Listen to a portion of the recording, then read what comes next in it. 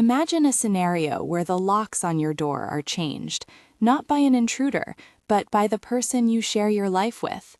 Or perhaps your phone is routinely checked, your bank account's emptied, or your every move questioned, until the world outside your home feels forbidden and your own thoughts start to seem unreliable. This isn't a scene from a thriller, it's the lived reality for countless individuals trapped in a web of coercive control. Today, we delve into the intricate and often hidden psychology behind the coercive partner.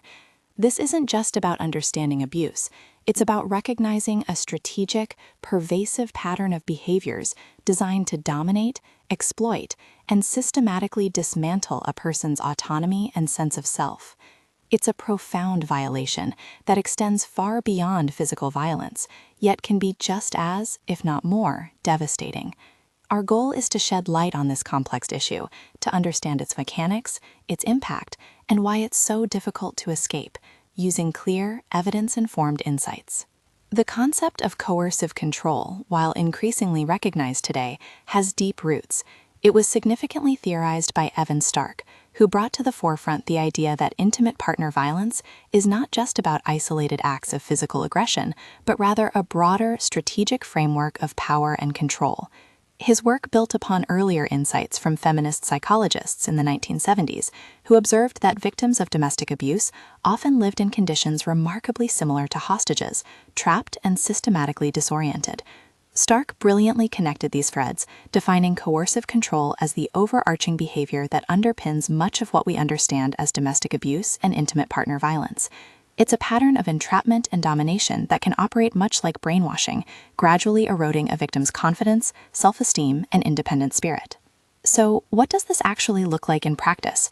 The tactics employed by a coercive partner are incredibly diverse and often insidious, making them difficult to spot from the outside and even harder for the victim to identify as abuse. One primary tactic is isolation. This means gradually cutting off a victim from friends, family, and social contacts. It might start subtly. Why do you always need to see your sister? Or, I don't like your friends, they're a bad influence. Over time, the victim's social world shrinks, leaving the abuser as their sole point of reference.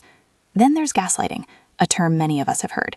This is where the abuser manipulates a victim's perception of reality, making them doubt their own memories, sanity, or judgment.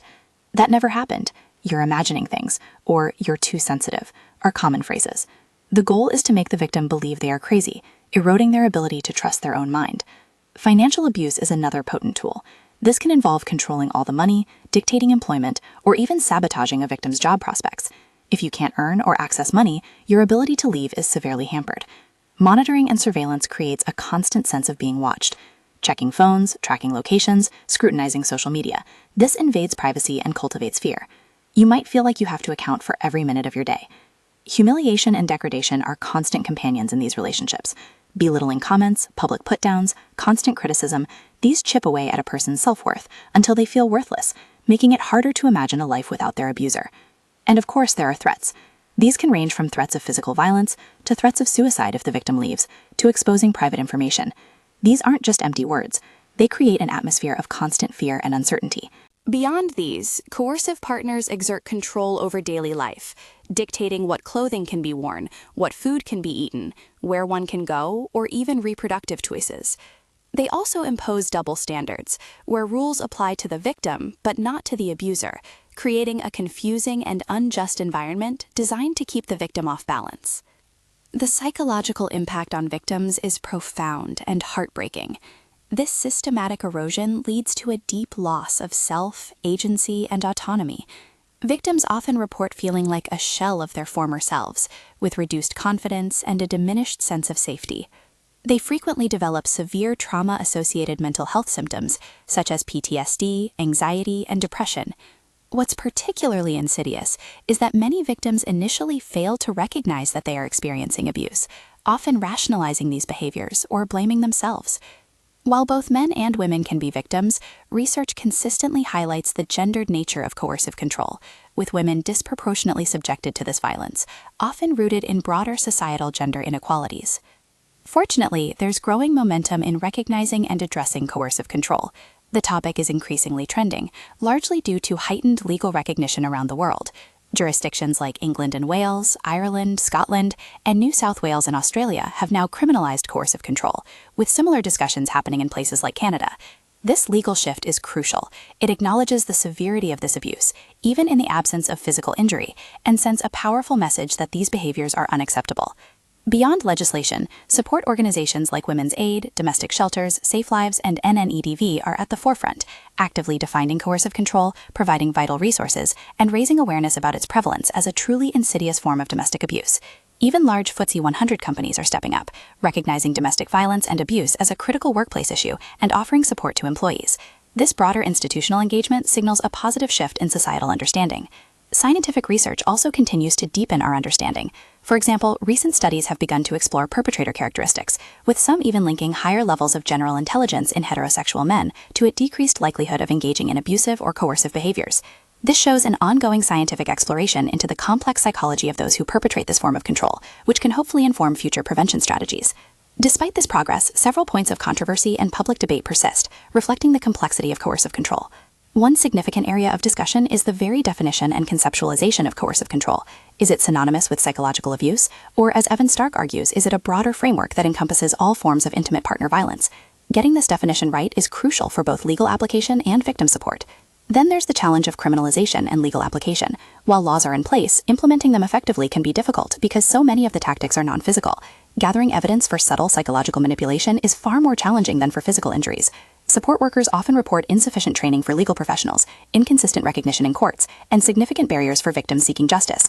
There's also an ongoing debate about the gendered nature versus gender neutrality of coercive control. While statistics show women are disproportionately affected by male perpetrators, some argue for a more gender-neutral approach in research and interventions to ensure all victims are recognized regardless of gender. This is an important discussion to ensure equitable support. Perhaps most critically, public understanding and awareness still have a long way to go. Many people simply don't fully grasp what coercive control is.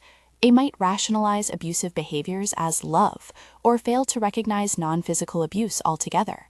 Common questions arise. Does my partner have the right to check my phone? Or why is it so hard for victims to just leave? This lack of understanding makes it harder for victims to identify their situation and seek help. Finally, in the research community, there's a recognized need for more methodological rigor. Mixed findings and studies linking coercive control to mental health outcomes highlight the need for more standardized and psychometrically validated measures to ensure consistent and reliable data that can truly inform effective interventions. Looking ahead, the future of understanding and addressing coercive control points towards several critical areas. There's an undeniable need for those more standardized and validated measures in research, which will allow us to gather more robust evidence and develop truly effective interventions.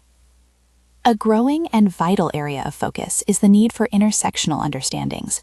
This means recognizing how abusers exploit various aspects of a victim's identity, things like ethnicity, race, culture, religion, gender, disability, neurodiversity, or older age, to uniquely shape and intensify their experience of coercive control. Understanding these nuances is essential for providing truly tailored and effective support. Continued discussions, such as those happening in Canada regarding intimate partner violence as a liberty crime, indicate that legal and policy evolution will continue, and the ongoing scientific exploration into perpetrator characteristics will undoubtedly lead to new insights for prevention and intervention strategies. Ultimately, the journey to challenge the insidious nature of coercive control is ongoing. By deepening public understanding, enhancing our legal frameworks, and providing more nuanced and effective support for victims, we can collectively work towards a future where these patterns of control are recognized, stopped, and those affected can reclaim their autonomy and sense of self. Understanding is the first crucial step towards empowerment and change.